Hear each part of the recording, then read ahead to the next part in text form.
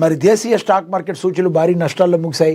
Bharat America మధ్య వాణిజ్యంపై సందిగ్ధత నెలకొన్న వేళ సూచీలు భారీగా ఒత్తిడి ఎదుర్కొన్నాయి. రష్యాను కట్టడి చేసేందుకు భారత్ వంటి దేశాలపై 500% సుంకాలు విధించేందుకు ఉద్దేశించిన బిల్లుకు ట్రంప్ గ్రీన్ సిగ్నల్ ఇవ్వడం సెంటిమెంట్ను దెబ్బతీసింది. దీనికి తోడు విదేశీ మదుపర్లు, అమ్మకాలు, భౌగోళిక ఉద్రిక్తతలు వంటివి ఆజ్యం పోసాయి. దీంతో ఇటీవల కాలంలో ఎన్నడూ లేని విధంగా సూచీలు అమ్మకాల ఒత్తిడిని ఎదుర్కొన్నాయి.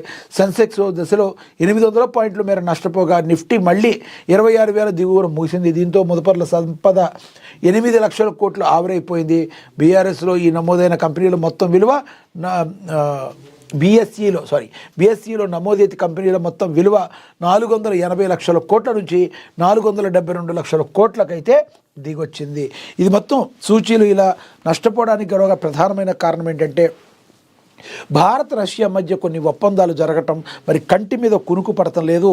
మరి అమెరికాకి సుంకాలను ఎటువంటి పరిస్థితుల్లో భారత్ వంటి దేశాలపై 500 వరకు పెంచడాన్ని దీన్ని మనం గమనించవచ్చు. మరి సుంకాలని 500% పెంచడం అంటే ఇది మామూలు విషయం కాదు. కానీ భారత్ ఏ రకంగా స్టెప్ తీసుకుంటుంది అనేది కూడా మనం వేచి చూడాల్సిన పరిస్థితి. ఎందుకంటే ఎంత బెదిరింపులకు పాల్పడినా కూడా మనం నిన్న కూడా చెప్పుకున్నాం, ఇక్కడి నుంచి అక్కడికి ఎంత దూరం, అక్కడి నుంచి ఇక్కడికి అంతే దూరం ఉంటుంది. మరి అన్నీ కూడా అమెరికా కూడా ట్రంప్ కూడా ఎదుర్కోవాల్సిన వచ్చే పరిస్థితి అయితే ఉంటుంది. మనం చూడొచ్చు, భారత్పై ట్రంప్ కక్ష కట్టాడని కూడా మరి మనం అనుకోవచ్చు. రష్యా చమురుపై కొత్త ఆంక్షల బిల్లు, భారత్పై 500% టారిఫ్లు. అమెరికా అధ్యక్షుడు ట్రంప్ సంచలన నిర్ణయం తీసుకున్నారు. రష్యాపై ఒత్తిడి పెంచేందుకు ద్వైపాక్షిక ఆంక్షల బిల్లుకు గ్రీన్ సిగ్నల్ ఇచ్చారు.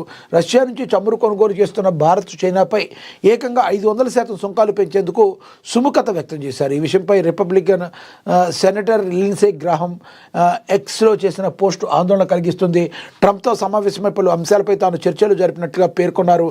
రష్యాపై ఆంక్షలు విధించే బిల్లుకు ట్రంప్ గ్రీన్ సిగ్నల్ ఇచ్చారని తెలిపారు. దీనికి సంబంధించిన బిల్లులపై వచ్చే వారం ఓటింగ్ జరగనున్నట్లుగా చెప్పారు. రష్యా చమురు కొనుగోలు చేసే నిధులు సమకూర్చుకుంటున్న భారత్, చైనా, బ్రెజిల్ దేశాలను ఇక నుంచి కొనుగోలు చేయకుండా ఈ బిల్లులు అడ్డుకుంటుందని వెల్లడించారు. రష్యాపై ఉన్న ఆంక్షలు ఉల్లంఘించే ఆయా దేశాలపై 500% టారిఫ్ విధించే ఛాన్స్ ఉంటుందని పేర్కొన్నారు. పుతిన్ యుద్ధం ఆపడానికి రెడీ అంటూనే అమాయకులను చంపుతున్నారంటూ ఆగ్రహం వ్యక్తం చేశారు. మరి రష్యా నుంచి చమురు కొనుగోలు విషయంలో చైనా మొదటి స్థానంలో ఉంది, భారత్ రెండో స్థానంలో ఉంది. చమురు కొనుగోళ్లపై ట్రంప్ ఎప్పటి నుంచో కోపంతో ఉన్నాడు. ఈ కారణంతోనే గతేడాది భారత్పై సుంకాలు 50% పెంచారు.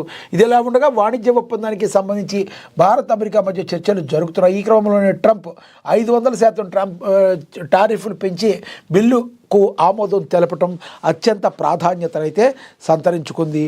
నువ్వు కక్షగా ఉండొచ్చు, ఏదైనా ఉండొచ్చు, కోపంగా ఉండొచ్చు, కానీ నీకు కూడా సరైన బుద్ధి చెప్పే సమయం అతి దగ్గరలోనే ఉంది. వేరే వాళ్ళ దేశాలకి సంబంధించిన వాణిజ్య ఒప్పందాలని వాళ్ళకి సంబంధించింది ఉంటుంది. మీరు ఏదో లీడ్ చేయాలి, పెద్దన్నగా పాత్రలో మేము పోషించాలి, ప్రతిసారి తగుదనమ్మా అని నేనే దూరుతూ ఉంటాం, అది అంత శ్రేయస్కరం కాదు మిస్టర్ ట్రంప్ అని రాజకీయ విశ్లేషకులు, మేధావులు చెప్తున్న పరిస్థితి.